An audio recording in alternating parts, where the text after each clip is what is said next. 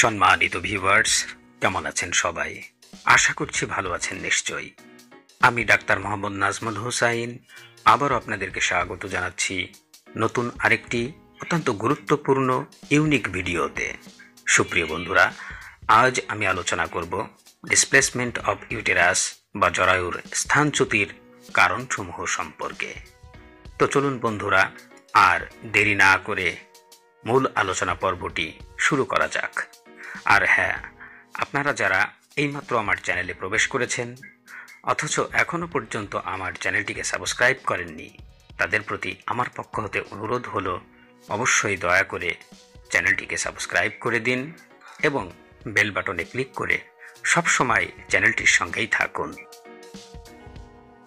সম্মানিত ভিউয়ার্স, আসুন তাহলে এবার জেনে নেওয়া যাক ডিসপ্লেসমেন্ট অফ ইউটেরাস বা জরায়ুর স্থানচ্যুতি রোগের কারণসমূহ সম্পর্কে। নাম্বার 1, নর্মাল ডেলিভারির মাধ্যমে অধিক সন্তান জন্ম দেয়া এবং কম সময়ের ব্যবধানে সন্তান জন্মদানের ফলে জরায়ুর স্থানচ্যুতি দেখা দিতে পারে। নাম্বার 2, স্বাভাবিকের চেয়ে বেশি ওজন বা বড় সন্তান জন্ম দেয়া এবং নর্মাল ডেলিভারির সময় অতিরিক্ত চাপ প্রয়োগ করা। এই চাপ প্রয়োগ করার ফলেও ডিসপ্লেসমেন্ট অফ ইউটেরাস বা জরায়ুর স্থানচ্যুতি দেখা দিতে পারে। নাম্বার 3, ক্রমাগত ভারী জিনিস উত্তোলন করা এবং প্রসবের পর 6 মাসের মধ্যে ভারী কাজ করা থেকে বিরত না থাকার ফলে ডিসপ্লেসমেন্ট অফ ইউটেরাস বা জরায়ুর স্থানচ্যুতি রোগ দেখা দিতে পারে। নাম্বার 4, মাসিক বন্ধ হয়ে যাওয়ার পর হরমোনের তারতম্যের দরুন মাংসপেশির লিগামেন্ট ঢিলা হয়ে গেলে জরায়ুর স্থানচ্যুতি দেখা দিতে পারে। নাম্বার 5, জন্মগত কারণে কারো কারো ক্ষেত্রে লিগামেন্ট দুর্বল থাকলে জরায়ুর স্থানচ্যুতি বা ডিসপ্লেসমেন্ট অফ ইউটেরাস দেখা দিতে পারে। নাম্বার 6, কোনো কারণবশত তলপেটের চাপ বেড়ে গেলে জরায়ুর স্থানচ্যুতি রোগ দেখা দিতে পারে।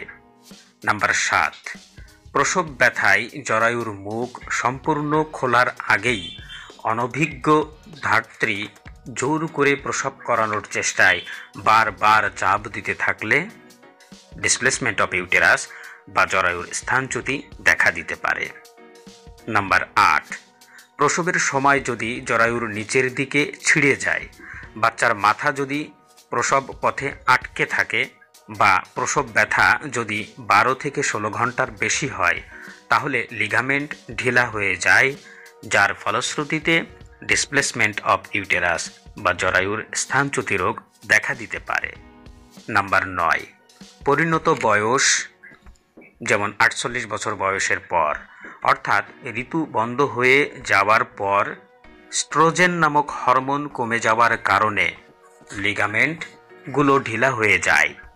এই বয়সে এমনিতেই জরায়ুর কিছুটা স্থানচ্যুতি ঘটে থাকে।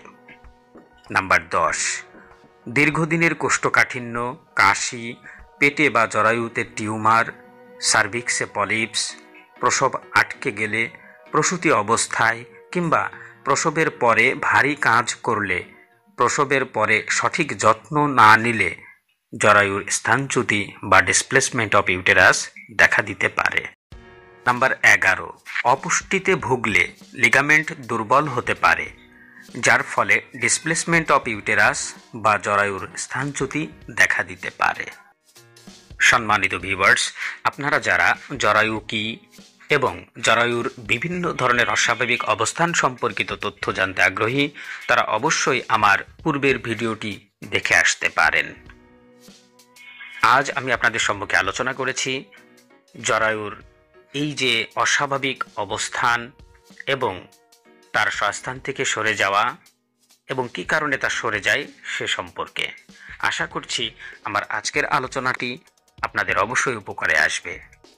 সুতরাং আজ এ পর্যন্তই। আগামীতে আবার দেখা হবে ডিসপ্লেসমেন্ট অফ ইউটেরাস বা জরায়ুর স্থানচ্যুতি রোগের লক্ষণসমূহ নিয়ে। সে পর্যন্ত আপনারা সকলেই ভালো থাকুন, সুস্থ থাকুন। আল্লাহ হাফেজ।